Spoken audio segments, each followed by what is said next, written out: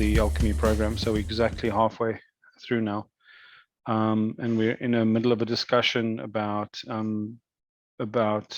the pathways that we typically find available to us. So thank you so much, the three of you guys, for making the time. It's going to make for a wonderful, rich conversation for the folks that catch up later. So we've got this pathway in front of us that everyone's chasing by picking up the threads of either religion or mysticism. And when we look at science through the eye of somebody who's a devout mystic or devout yogi or devout Hindu or something like that, you look at science as if science is flawed, because there's this idea that says, since science has a working theory and then a new bit of information comes along, or you ask a scientist, what's the take on this? And they say, well, our current understanding is this, or what we think we know is this. And if you don't understand what you're listening to, it's very easy to turn around and go, oh, so you don't actually know. So what you're saying is, you don't really know and you're guessing. Therefore, how can you trust science? And of course, it's not a sign of weakness or failure for science not to know.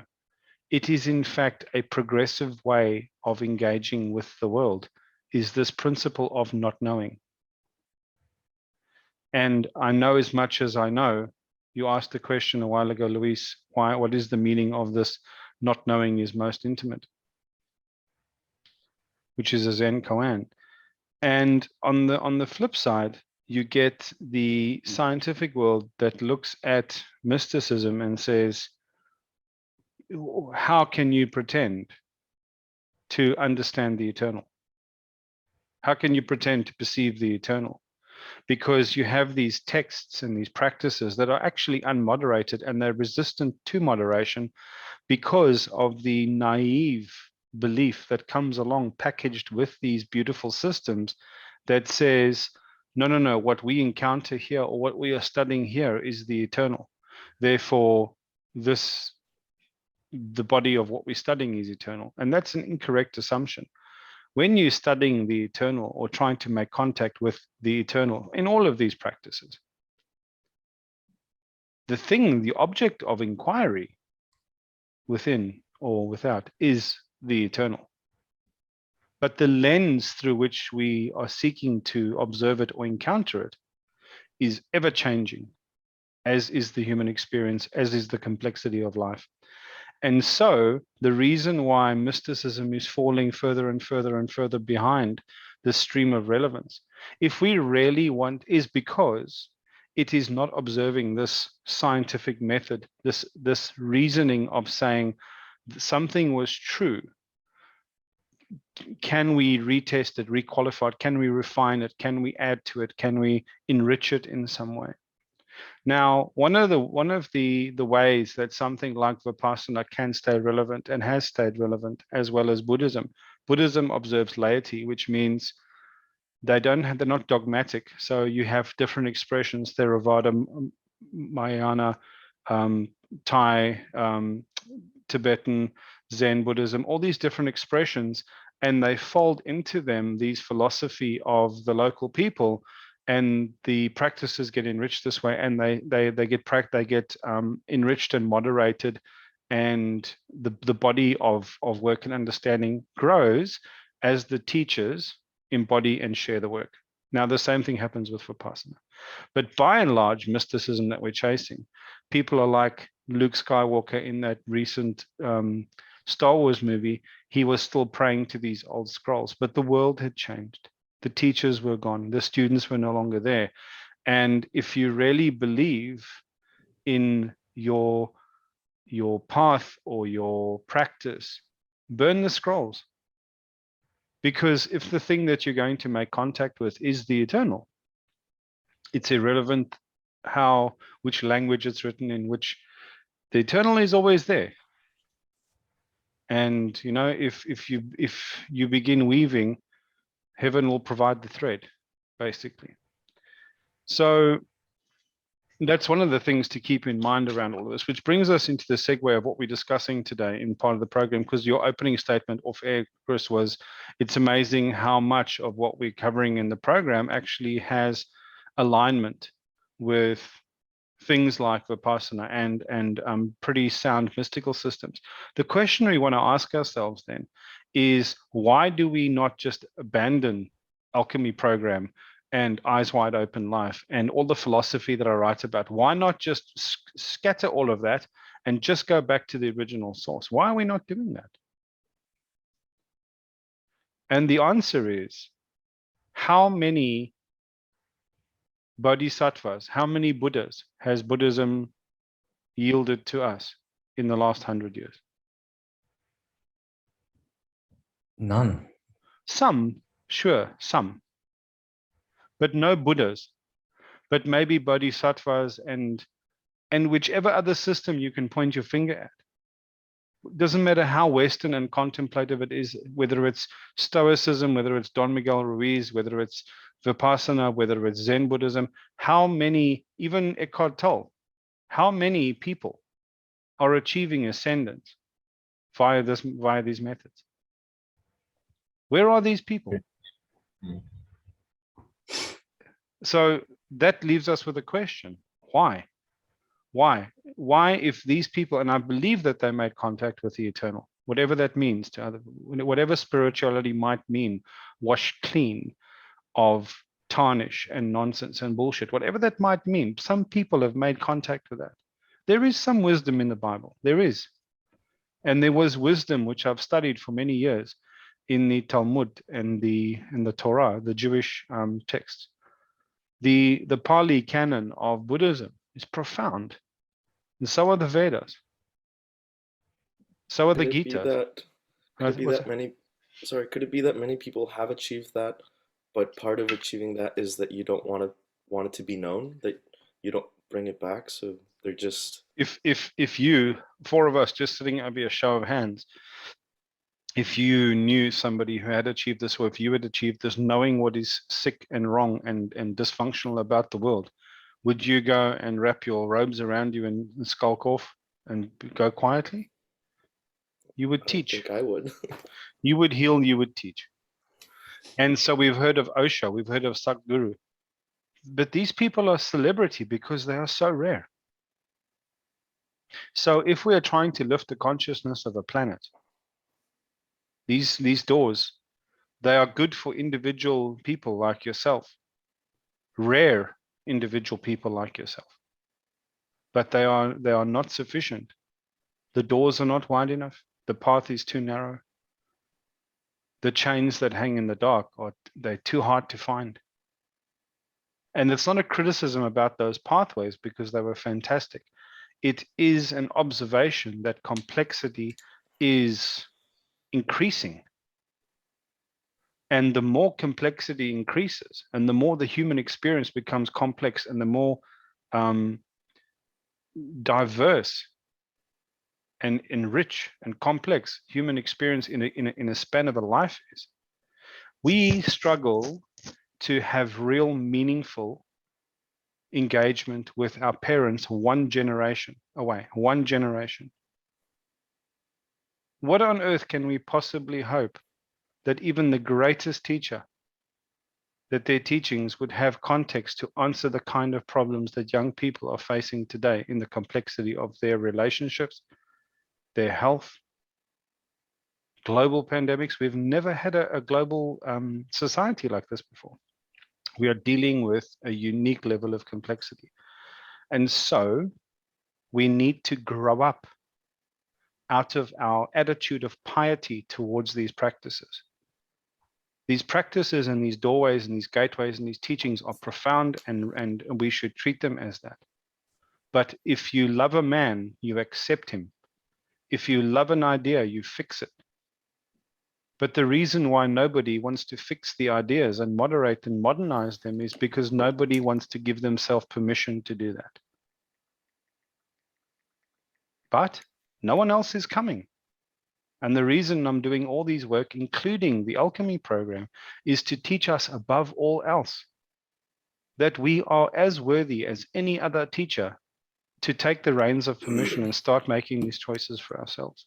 Because these leaders are not waiting in the wing for the moment to be right. They will not come. We need to become those people in some small way, in some small measure in our lives.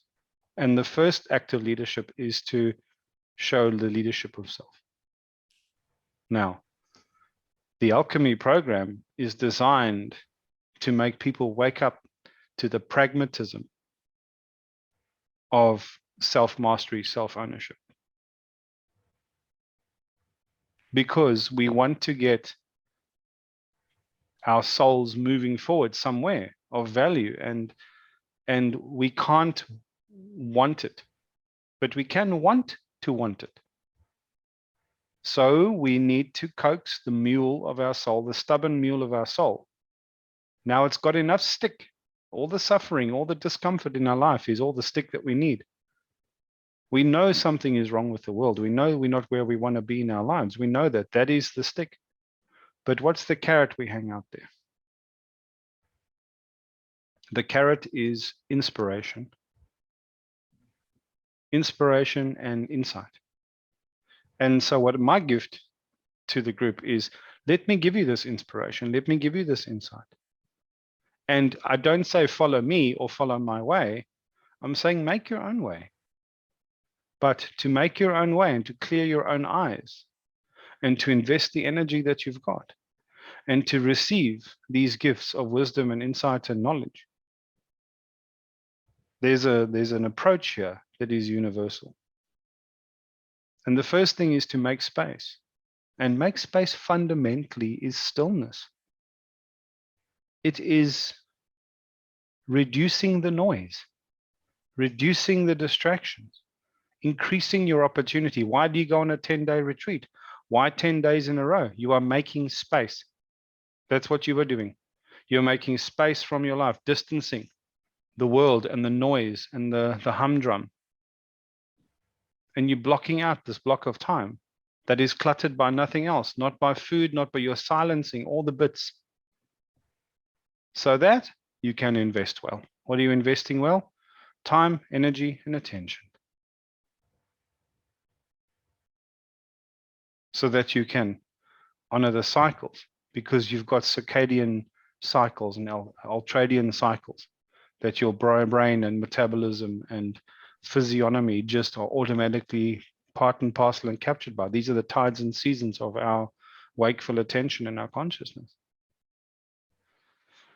To get to the crux of where we are today, transmute story. So much of what we're trying to catch in the act, in Vipassana, in meditation, in mindfulness, in all of our practices, is the fabrication of story that we are convinced is reality, and it is not. It is just more story. Now, we know the effects of story on our lives. There is a narrative that we all live with in our lives. I am Luis. This is who I am. This is what I am. I am Chris. I am Brian. I am Rocco. Now, if you guys have done this work with me before, you'll recognize some of this, but close your eyes. Take a deep grounding breath through your nose and exhale forcefully out of your mouth.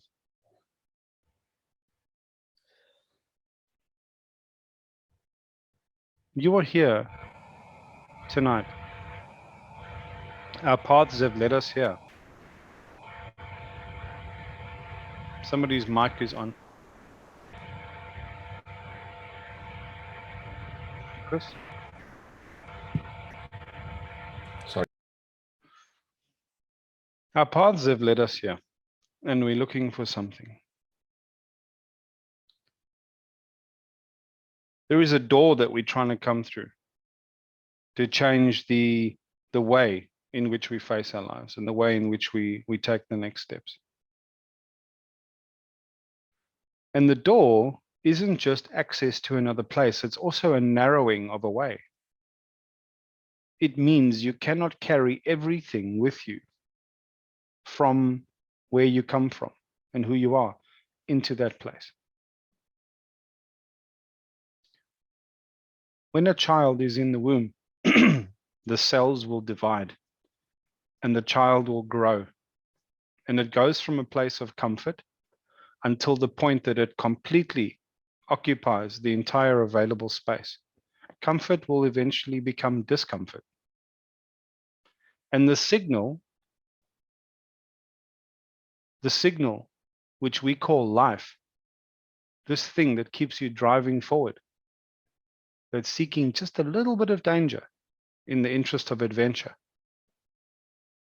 but seeking certainty in the interest of safety, that balance, that yin-yang, the signal gets flipped, gets inverted, so that the baby in the womb that has outgrown its space, when that level of outgrowing occurs, there is a signal inversion that happens between the organism and the womb. And the discomfort grows and grows and grows. And the signal says, you have to leave this place. You have to change. You have to move. You have to do something.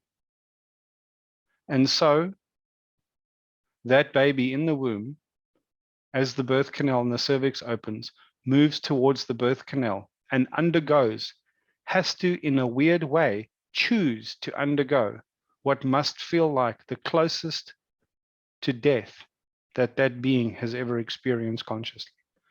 And it undergoes that. And it arrives in a place, pain, confusion, bewilderment, with no map, no context, no understanding, an absolute stranger to the moment, because it had outgrown the place that it was in. And the only way it could embrace the cycle of death and rebirth was to die to the old place so it could come to a new place. Now that doorway is always open to us. It's always arriving. Parts of ourselves are constantly dying, constantly being outgrown. Or we hold on to them and we hold on to safety out of fear. And we remain small. Now, part of that womb that we are yet to outgrow is the story that we are allowing to persist. When you were a child, you observed what love looked like. You were taught by observation. So ask yourself, in this place of stillness, where discomfort doesn't come to undo you, but comes to usher you into a new awakening, a new understanding, a new appreciation of the fullness of life. Ask yourself, what did love look like as a child?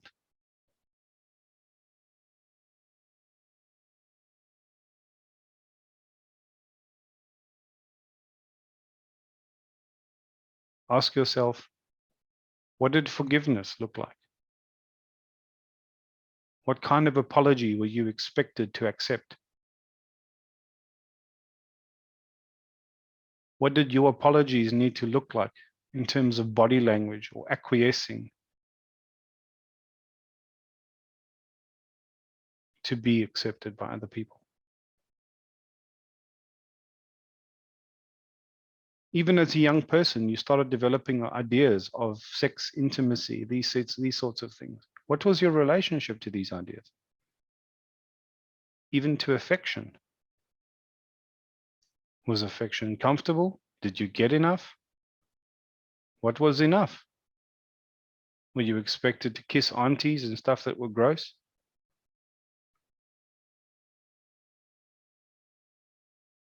What did it mean to be a good man?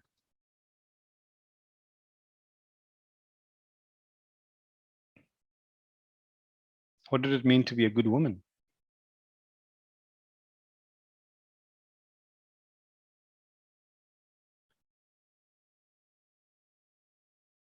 What did it mean to be a good kid?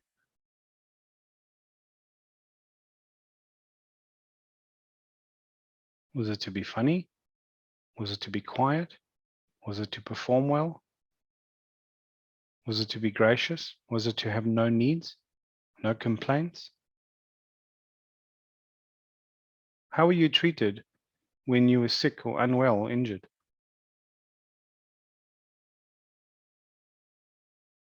What was your idea of a hero or a teacher? There are hundreds of questions like these, hundreds. And until we ask them again from a place of stillness and chew them in our mouth and try them for taste and mouthfeel and decide with discernment whether we choose to keep swallowing them again and again and again, which ones to challenge and what to replace it with. Until that happens, your life is a projection of story.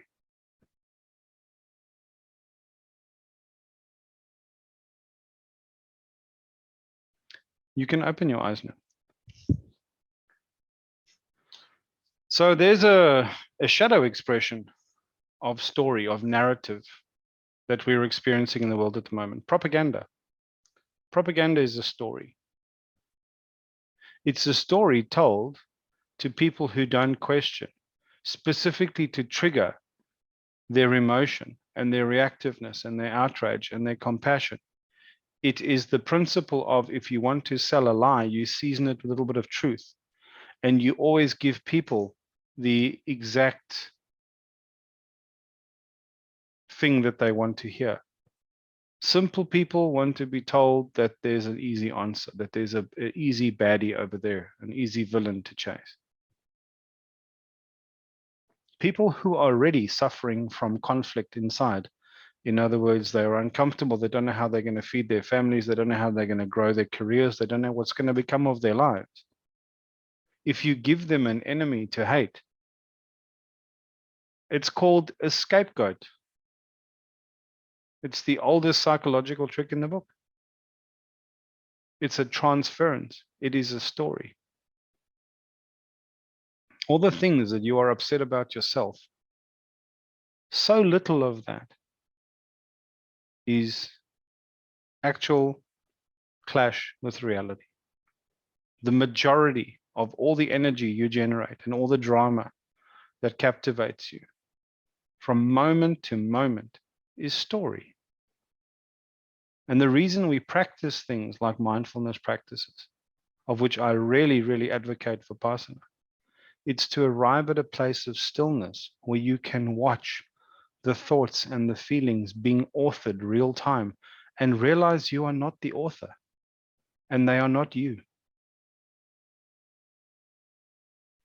You know, a wonderful way to understand the mind and understand story is to say that the mind and the workings of the mind and the concept that we hold of self is a good metaphor of understanding that is of looking at the metabolic system of a human being and saying it's one thing. This is Joe's metabolism. But of course, Joe's metabolism is based on biome environments, microbiomes in the mouth, in the nose, in the anal orifice, the sex organs, the large intestine, the small intestine, the stomach. And they're all completely different, even the skin.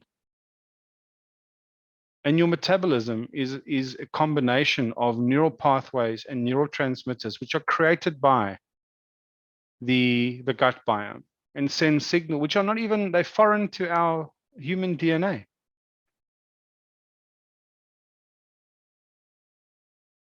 And they send signals to the brain to release chemicals for these other operators elsewhere in the nervous system to gauge the levels of things, be it sugar or insulin or whatever it is. But it's this complex system that relies on your sleep cycles and your hormone levels and your nutrition that you had and the level of gut flora and the interaction you have with the environment, with pets, with the earth, with the air, with other human beings, the sweat that you share, the saliva that you share. The manner of a child's birth will impress their gut biome. If the child is born by a cesarean section, the original impression of the gut biome is more of a close signature to the biome of the mother's skin than it does the uterus. or vaginal. But if the child is born naturally, it has the opposite. Now, these things can dictate our levels of health, wellness, propensity towards illness, etc. The whole experience isn't just one neat, contiguous bucket of characteristics belonging to a one thing. Think of the mind exactly like that. You've got all of these different concepts, aspects, influences, foreign things to us, things that are more ourselves and things that are less ourselves. And in our simplistic view as humans, we think the one that is watching and that identifies with all the thoughts and feelings and the chatter is this whole contiguous self. There's a poem that I wrote about the small self. Some of you may have heard it before. It says, the school of fish swim together, catching the filtered shafts of light, shimmering in a dazzling flurry of 1,000 small, distinct movements that dream together as a single dance. When you see that murmuration of fish moving through the ocean, it's easy for you to think that whole scintillating thing is one object. And of course, they're doing that in the interests of safety so that predators or anything else can be dazzled by this movement of one large object. The school of fish swim together, catching the filtered shafts of light, shimmering in the dazzling flurry of 1,000 small, distinct movements that dream together as a single dance. The I is nothing more than the I of our consciousness, tricked into believing the 1,000 thoughts are the dance of one troubled self.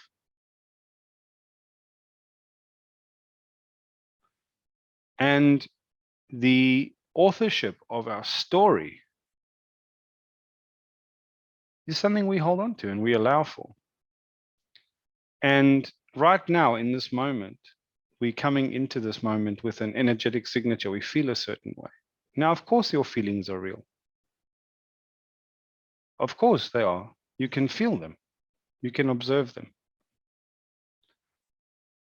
But emotion is story.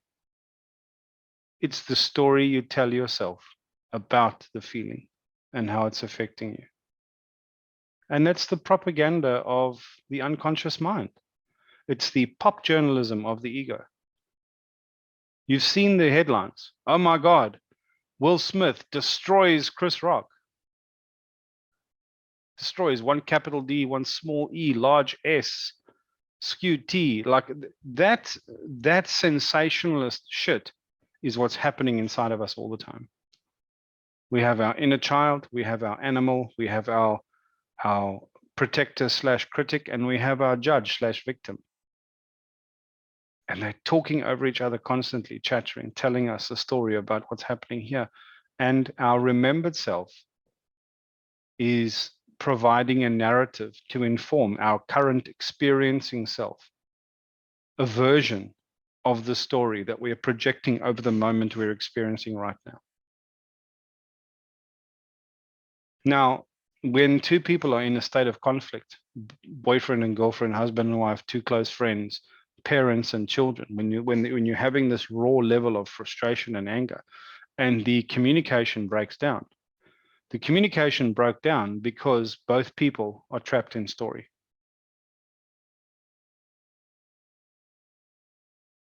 And there is a skill you can learn. It's called affect labeling. You just stop. It's a skill all human beings have. You don't even have to practice it that hard. You get better at it, but it's instantly available. You don't have to develop a special kind of discernment to see. When you encounter somebody who's upset or angry or frustrated, you can step back and not soak up or field the emotion personally. You can just watch the emotion and then you can speak their emotion back to them. Now, this is amazing. This is how you interrupt story. When a car battery goes flat, you can park another car next to it, attach the jumper leads, and you actually jumpstart this car with that car. So what's happening is we have these lateral prefrontal cortex, which is our centers of our brain for these long-term consequentialist thinking, these consequential thinking, structured, rational thinking. Now that needs to be online to moderate for the lizard brain, amygdala. Otherwise, our default thinking is fear-based. That's being a human being. That's the stick on the mule all the time. Now, when somebody's prefrontal cortex or their lateral prefrontal cortex is offline, it does not come online by itself. But when you encounter somebody in a depressive or an anxious or a heightened, aggravated mood, whatever it is, and you calmly speak and you say to them, I can see that you're very frustrated. You look really angry. You look concerned that the consequences of this might be happening. You don't even have to speculate too much. You can just tell them what you're seeing. What happens is as you are affect labeling their emotions, you are lending your lateral prefrontal cortex to them and giving it a feed of alternative narrative, superior narrative, enough for their own prefrontal cortex to boot and come online. And it works. So is that why propaganda is so concerned with getting you to feel fear all the time? Because it, Yes, and easy candy. When we do this, this is how you become the hero of the nation. This is how you do your part. This is how, because if I can give you a narrative that makes you, that satisfies that need. You know, when a child, everyone's gone camping and they're busy trying to erect the tents. And then you get this young toddler, like maybe 4 or 5, they also want to now help erect the tents. But they've got no fucking idea about how string torsion needs to work. They can't actually swing the hammer. But now everyone must now play act and accommodate this little moron running around with a hammer now, pretending now to help. And everyone must praise it and say what a good boy it is and now be complicit in this pantomime. And we entertain children like that. Right. Now, when you're dealing with juvenile, non-mature psychology, and you're giving him the same kind of praise, how easy it is. Oh, you're a big boy. Look at you. You're now being part of the force that's going to liberate Ukraine from the Nazis. How wonderful. Straight away. So it's not just the stick. It's not just the fear. It's also this false positives, these false courage, false value, false merits. Never very mature.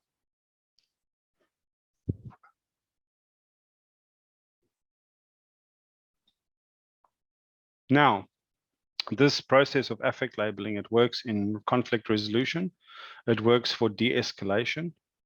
It works in peacekeeping endeavors. And there's a friend of mine, Doug Knoll, he's 71, and he left his career as a lawyer at age, I think 47, maybe close to 50. And he went and studied this and changed his entire career. And he started a program, Prisons for Peace. And the whole thing is about teaching people skills of de-escalation, affect labeling. And this affect labeling is one of the skills. So it's not me scratching it out my bum. This works. And the one voice at a time and the process of interoception that I teach people is the affect labeling of self. Interoception, of course, is you observe and label and categorize and qualify your feelings. This is what sad feels like. This is what hungry feels like. This is what agitated feels like. This is what, how do I know I'm depressed? How do I know I'm hungry? How do I know I'm cross? How do I know? What exactly am I feeling? Is it an expansive or contracting feeling? And both expansive and contracting can have good or a negative expression. It can be sedative or it can be exciting. It can be exciting in a positive way, or it can be exciting in an angry, fearful, aggressive way. It can be sedative in terms of I'm shutting down and withdrawing, or it can be sedative in terms of I'm relaxing. What grade is it? 1 to 5. Oh, this is a 4. So what was the last one? I thought that was a 4. Turns out that was not a 4. That was a 3. This is a 4, 5. Then the next one comes along and you thought it was a 5, and you go, no. That it couldn't have been a 5. That actually was a 4. This is a 5. And what you are doing is you are developing objective subjectivity on top of your self-affect labeling. You are learning yourself, and you are catching all the propaganda internal that's been going on for years, that got dragged through from this narrative that we investigated a minute ago when we asked, what did love look like? What did forgiveness look like? What did this, what did that look like as a child? How are you programmed to think, believe, react, label, categorize, assume, accept? And what's worth changing? How do you apply your discernment? Fear is not danger. Pain is not injury. Discomfort is not unbearable.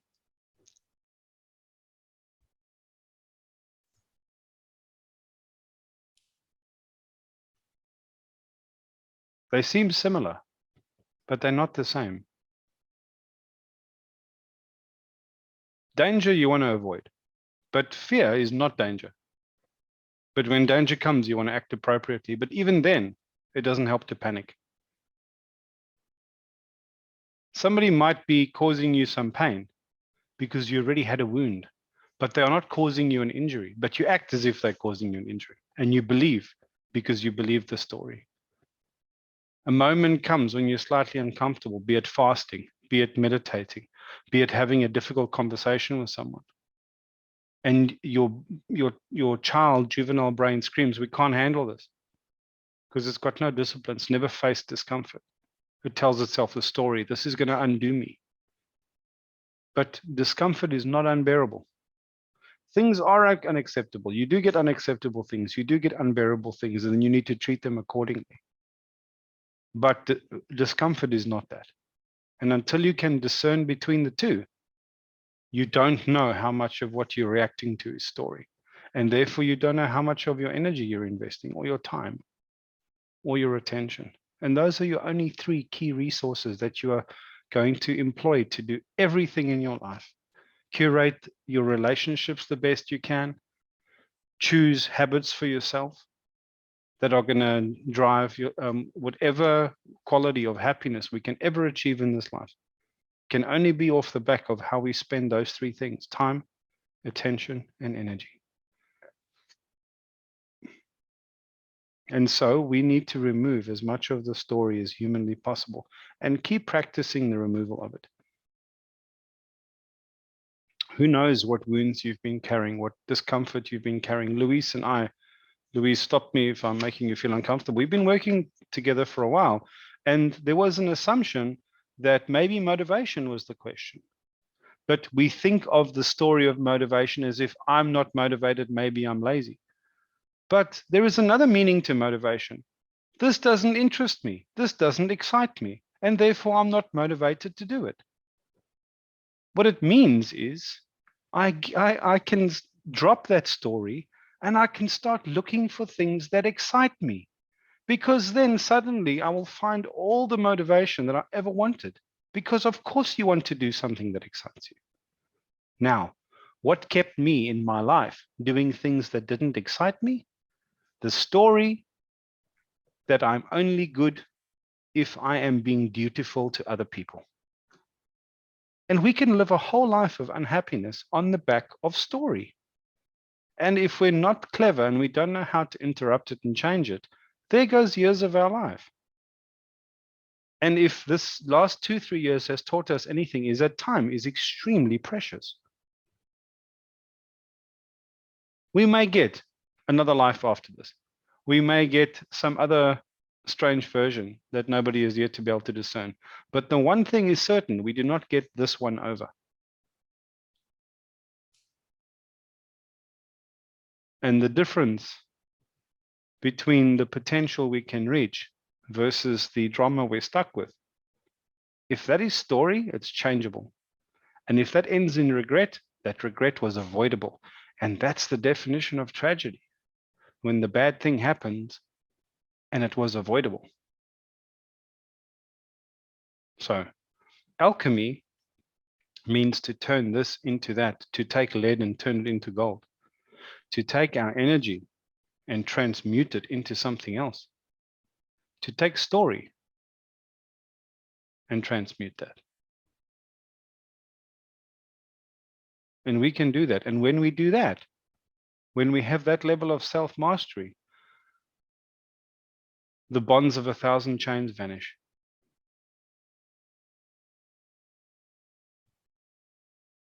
Don't believe everything you believe.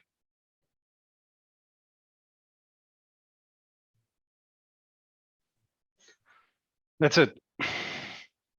Energy and story.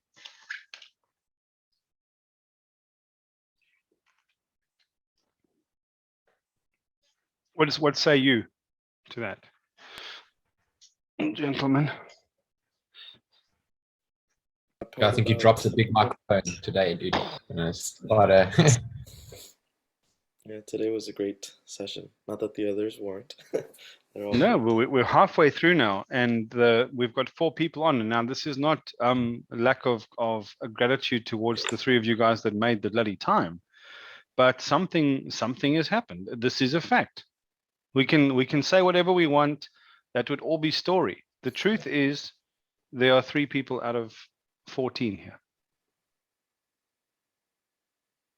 And that's not an indictment of them on them.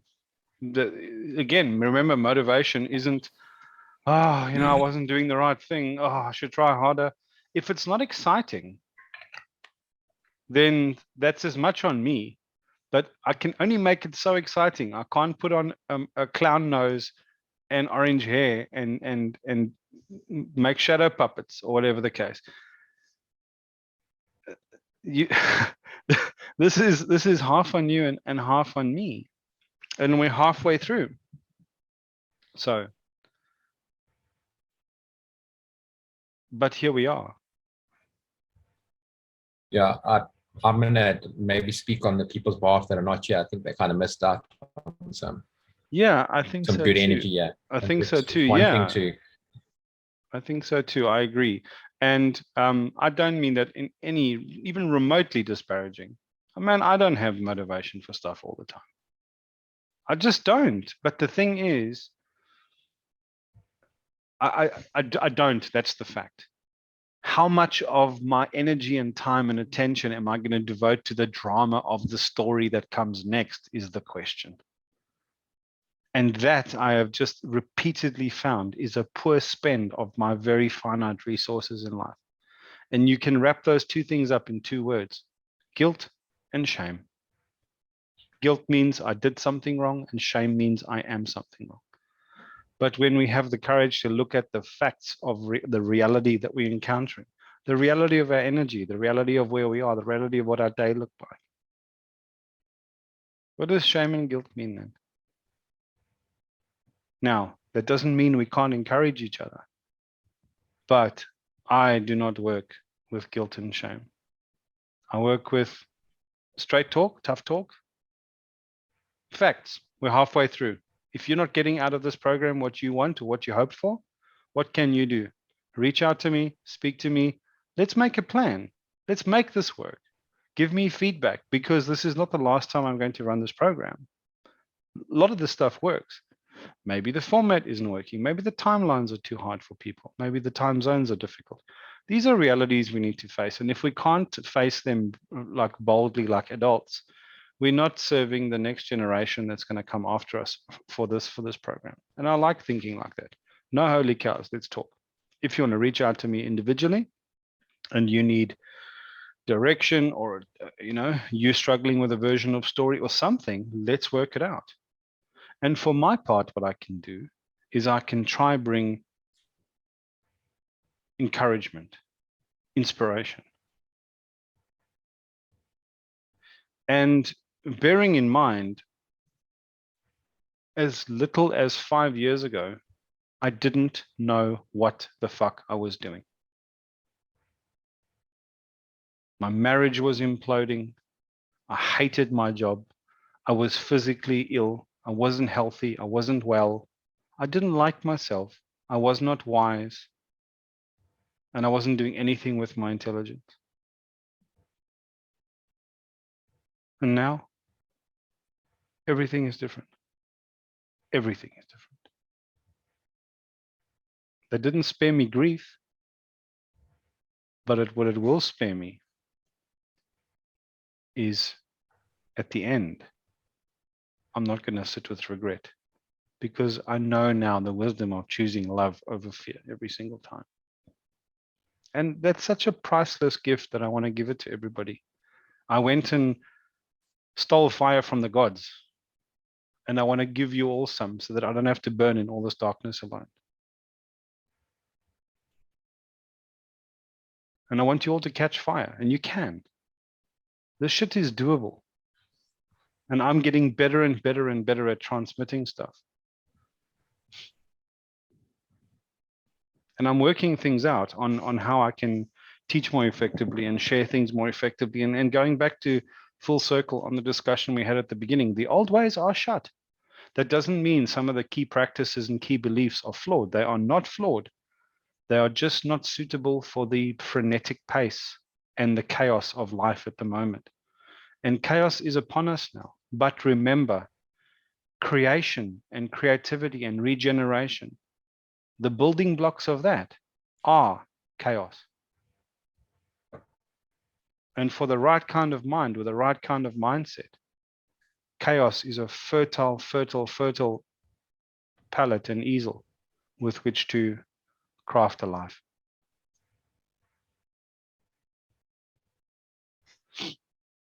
All right, gentlemen, unless there are questions. No, Brian, that's good. I think let the session sink in like a wizard today. Brian, you look like you've ended up worse off from that exchange, mate. No. I just I was reflecting on the myth that you sent me today, because I listened to it and you talked. Do you want to talk chaos. about it briefly? Yeah. So it's what you said there about chaos Being causes creation. I don't know being if you key could for creation, yes. Yeah, I don't know if you could give an analogy for that, because I've heard it over and over again, like, in order to create, you must first destroy and all that, but I've never really kind of got my head around that concept. Okay. You could help us out with that. Yeah, sure. So there's a principle in this world. It's not a force or a god it's a principle. The principle is one of being. Now, you can experience being, especially in the heart of Vipassana or another meditative practice. What you are experiencing is simply being, as undevoid of story and everything as possible. And the ability to experience and observe the experience and explore and contain things like curiosity and wonder and love. This is all being. We get pleasure in knowing that there is a world created, that the heaven is full of stars, that the ocean is full of fish, that things are beautiful. And so we build our homes to protect ourselves from the things that we perceive as chaos, the things that come to undo us. So we build a wall, we build a roof, foundations, floor, walls, house, ceiling, roof, etc. We try and create order. And what we're trying to do is we're trying to stop this principle of non-being from taking away from us that which is precious and familiar. We are designed as mammals to seek pleasure, avoid pain, and conserve energy. If we didn't seek pleasure, we wouldn't have sex, species would die, we wouldn't eat, individual would die. If we didn't avoid pain, we would therefore not avoid injury, and therefore we would therefore not avoid death, and the individual would die, and then the species would die. So we are programmed very, very, very strongly. Avoid pain, seek pleasure, conserve energy. Conserve energy simply means avoid pain and seek energy as energy efficiently as, and seek pleasure as energy efficiently as possible. Makes sense? And what this all speaks about is entropy. And entropy gets explained badly more than it gets explained well. To understand entropy, you have to understand something about the laws of thermodynamics. And the first law of thermodynamics is actually not a law about thermodynamics, it's actually a statement about closed systems. And in a closed system, energy cannot be created or destroyed. It can only be transferred from one state to another. But it can also be dispersed. And once all the energy is dispersed, it cannot be concentrated to be used again. Now, work, anything that provides light, heat, energy, what it is, it's the act of a ball rolling down a hill until it hits the valley. Once it hits the valley, it's in the lowest potential energy state, and the energy has been expended. When it's at the top of a hill, it's potential energy, and if you move the little block out the way, the ball will roll down. It'll do something. The sun, everything that you can think of, is concentrated energy in one place that's moving out to another place. The problem is, once you've used all that energy up, just the act of tracing where all that energy went will take more effort than there is energy left to measure. There's a saying that says, if you get, you can lift the whole earth if you give me a lever long enough and a place to stand. Yeah? That's fulcrums and levers, right? Yeah. You can lift a mountain if you give me a place to stand and a lever long enough. That's a fact of physics. Entropy is when I used up all the material that I might stand on to make a lever long enough. That's what entropy is. It is the energy death, the state of non-being, the state of chaos. Now, imagine a beautiful garden. Beautiful. It's got swans in the pond. It's got like these Japanese shaped, they've got the shape of like bonsai trees. The trees, there's perfect little bridges. The lawns are manicured. There's everything in flower. There's bees buzzing to flower. It's just pristine. But right in the middle is this fetid trash can that's overflowing with trash. So you've got this botanical garden that is absolutely idyllic and everything is in perfect repose, except right in the middle is this ugly eyesore, stinking and flies buzzing. What's the one thing you would change in that garden?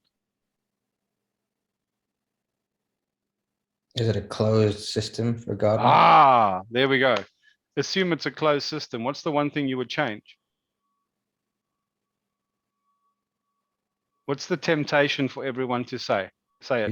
You can't get rid of the trash. You can't get rid of the trash can because the trash can is the thing that allows for the rest of the garden to be pristine. Right. The yin and yang symbols are being and non-being, an internal battle. We experience that internally as reluctance.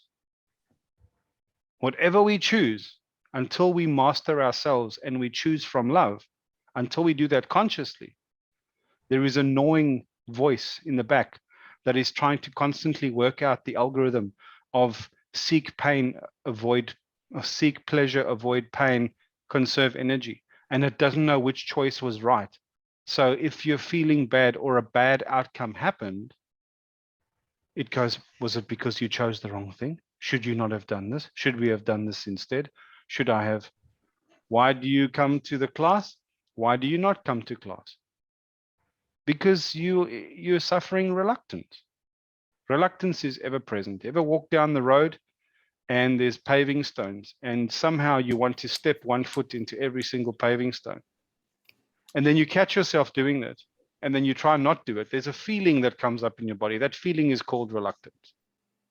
Now that is an experience of being versus non-being clashing with each other. The moment that came into being and the moment that never came into being. The yin-yang symbol, there's two teardrops. The dividing line between the two is reluctance. Now, that's a natural principle. Those are both natural forces. And being and non-being both have exalted and shadow expressions. Now, we are in a part of the journey collectively as a species, in a society, and as individuals, where the expression of non-being there's a shadow expression here. We are sliding into chaos. We are losing the order of our created order. All of our systems, justice systems, health systems, systems of government, news as a system, our system of processing information, these things are all compromised and they're breaking. Social discourse, family units, relationships, normal ideas of traditional ideas of sexuality, all these things are breaking. And to older generations, everything that comes that's new is deemed to be, this is the end, this is the end, this is the end. Because the signal that they are seeing is the breaking of the familiar. Chaos for something new to come. That moment of the child in the womb, for it to want to go through the birth canal, unconsciously, everything moves towards the signal of life. It's the signal of tomorrow. When you are stuck in the dark forest and you don't know which way to turn, you wait for the dawn. And then you know that way is tomorrow, the light. Now imagine being stuck in an eclipse right in the middle of it. And there's this halo, this corona of very, very faint light, but it's not light. It's a half light. It's a lie. And it's broken. The signal is broken. It tells you that tomorrow lies in every direction. And we are in an eclipse, waiting for tomorrow to come. And it will not come.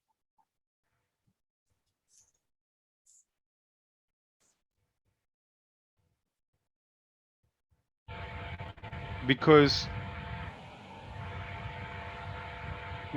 when the dawn has gone and you're in the middle of a night, when the phantom of dawn seems to lie in every direction, where the signal for your tomorrow is static, and you stand here at the unrealized frontier, and you cannot trust which way to turn, we're waiting for the light to return, and it will not return. We need to become the light. We need to take the chaos and start manufacturing it into order. Now, when you're painting, there is already the order of colors in flowers and in insects and everything. You have to take these things, crush them, break them up until they're nothing. And from there, you can now paint a new picture. So we're afraid of chaos. Jordan Peterson talks a lot about this. The whole hero's journey is the village or the self or the mind or the whatever wants to survive and avoid pain, seek pleasure, conserve energy. To do that, you create order, you create structure, you create a hierarchy of leadership and rules, and that's order. And out there, in the dark, in the night, where the howling wolves are, and in the dark forest, and where we don't have maps for, that's all chaos, danger, other. And somebody has to go out there and suffer an ordeal, a trial, to learn something about the world, to learn a new lesson. to come back and bring that lesson back. That's the golden fleece, the treasure, the grail. And the ultimate grail is the cup of understanding that the Hermetics worship. Because understanding with a capital U is the king of all discovery. It's the cup you can keep drinking from. It's the cup I drank from. That's why I understand so much.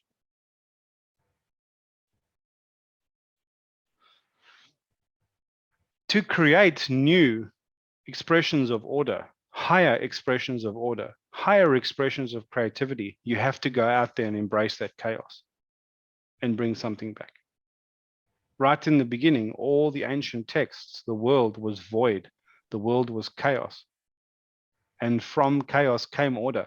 How can you make order from order? You can only make order from chaos. I want to build a pirate ship. I have to break down the Lego spaceship until it's rubble at my feet, and then I can build the thing. There's no other way. Yes. And that metaphor extends. It's got deeper meanings to it, but that's the functional one that you can grab now. Oh, it was a hell of an answer from my poorly formed question. Yeah. That makes sense to everybody. Okay. Yeah. And yeah, we need to replace our story with better narratives. And that's the point of myth. We think myth is a bullshit story we don't need to pay attention to. Myth is essential. It is what is going to save us. Myth is the tapestry that is made up of threads, of archetypes. Archetypes are our intermediary lens on the ephemeral, the ethereal, the eternal, the intangible. How we understand that thing which is so far beyond us. We do it through archetypes. Archetypes of keys, of doors, of snakes, of Buddhas, of these simple archetypes. And myth is the tapestry made up of threads of archetypes woven into a picture that can be seen and understood with an imprecise dimension of time. And the dimension of time is deliberately imprecise in myth because it must have a timelessness to it. It must relate to me and relate to you. It must relate to this generation and that generation. But in a way that I can actually trace the threads back. There's always some semblance of history that I can actually trace it back to say this god was the son of that god, was the son of this hero was the son of that king, was there is some foothold that it has in real history that makes it a little bit tangible for us. Even if you look at some of the ancient Hindu myths, they're saying which country it was and which era it was and what time it was. It was the time of war, it was the time of this, it was the time of that. And the truth that we can verify through this, we can reliably trace these threads back and say, yes, there is a truth that relates to this, I can relate to that. Because the characters, the way that they enact themselves and interact, there's a humanness and a sameness and a relatability. Now, the challenge or risk that arrives with community is the power of consensus, the shared predictive model, which can be a means to dissipate shame and culpability. Like a moment will come or a situation will happen that we don't have answers for. And the one way in which we can start making sense of these things is by trying to explore the symbolism of myth and seeing how it applies to us. And in this, we can see that we tend to be like the central hero in our own myth, but also the central villain. And this is a great lens to look at the human experience through and bring through this rich language of myth and poetry and metaphor, because it sounds like a nonsense to you based on your current clinical story. But when you have the courage to explore this and treat these things like a working hypothesis, it doesn't mean you believe that the myth is real, but you see the realness in the myth. In other words, there was a part where Odysseus was trying to finish one of his journeys and the sirens were trying to lure his men off the ship to their death. and he had his men stuff wax in his ears and tie him to the mast so that he could endure this and ride out the storm and not be tricked by the sirens. Now, we don't actually have a context of being tied to a mast, but we have the context of making a compact with our friends to hold us to account for certain things so that we are not subsumed by the lowest forms of our own consciousness or our own egos. We can relate to that. It's that relatability that can save us. That relatability. And so when we read some of the old stories, even the parables in the Bible, it is a myth. But it is true not because it was historically true. It is true because there is a trueness to it. Is that Joseph Campbell's idea?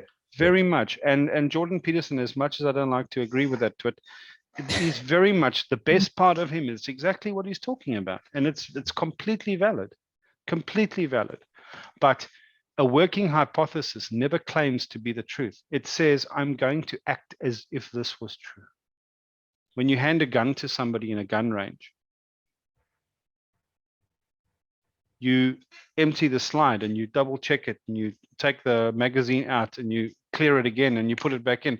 You are making doubly, triply, quadruple sure that this gun is empty. Then you show it to the other person and you hand it to them and they repeat the entire exercise again. Why?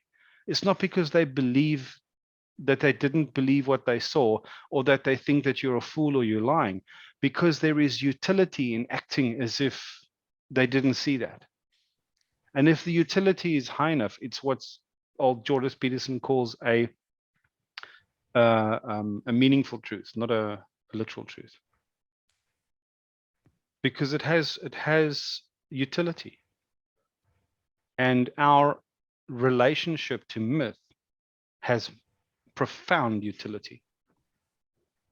And when we take psychedelic journeys, when we do long periods of fasting, we are immersing in our own myth. We are going through chosen ordeals. And the veil between this world and this eternal that we're trying to make connection with inside of ourselves or out there, whatever it is that our concept of God or the universe or the eternal is, that veil becomes thin. And then we are walking in the steps of our own myth. But you can do that in waking life all day, every day. It's just a way of conducting yourself and a way of thinking. And I don't get lost. I don't think I'm Odysseus or Theseus or Achilles. I don't think that. But I embrace that whole concept of archetypes and cyclic reality of our months in our lunar cycles and the relationship that I have with you guys. I'm living in my own myth, and the world makes far more sense from the context of that. And it doesn't sound like it should, but that's a different kind of story. That is transmuted story, because I'm always ready to transmute the truth from my encountering of that story. I am not projecting a borrowed narrative of bullshit out into the world that is making me unhappy.